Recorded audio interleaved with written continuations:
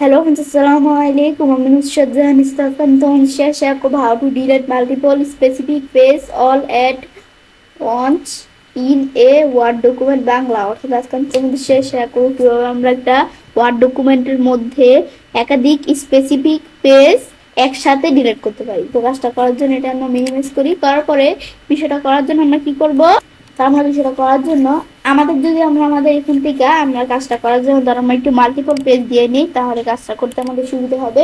Page দেওয়ার পরে এখন আমরা যে বিষয়টা করব সেজন্য আমরা আমাদের একসাথে ডিলিট করার জন্য আমরা কি করি, আমরা কিন্তু অনেকে আমাদের যদি একটা দুইটা তিনটা চারটা বা আমাদের পাঁচটা এমন আমাদের অল্প অল্প পেজ থাকে, তাহলে কিন্তু আমরা আমাদের এভাবে এই যে ধরো আমি সিলেক্ট করি, এবার আমি ধরো আমাদের এক থেকে আমি ধরো এই দুই নাম্বার পেজ থেকে শুরু করে 4 নাম্বার পেজ পর্যন্ত একবারে সিলেক্ট করলাম, তো আমরা 5 নাম্বার পেজ পর্যন্ত সিলেক্ট করলাম।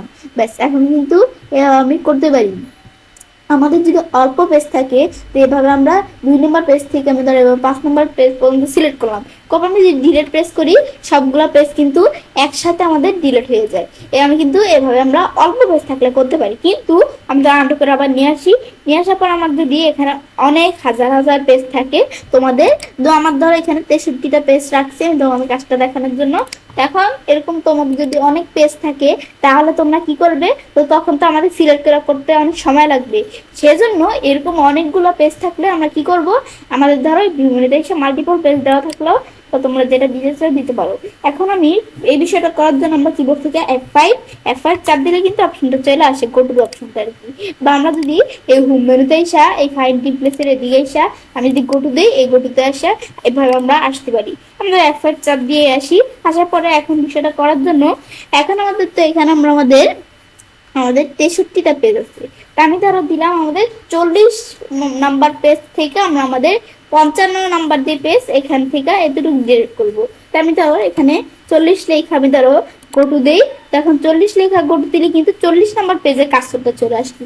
আমাদের কাজটা চলে আসছে আমরা কিভাবে বুঝবো, এই যে পেজ কিন্তু দেখাইতেছে 40, এখন আমাদের এই 40 নাম্বার পেজে কাজটা আসছে। এখন আমরা যখন এখানে আসলো কাজটা, এই যে কাজটা লাফাইতেছে, এখানে আসার পরে আমি কিবোর্ড থেকে F8 চাপ দিব।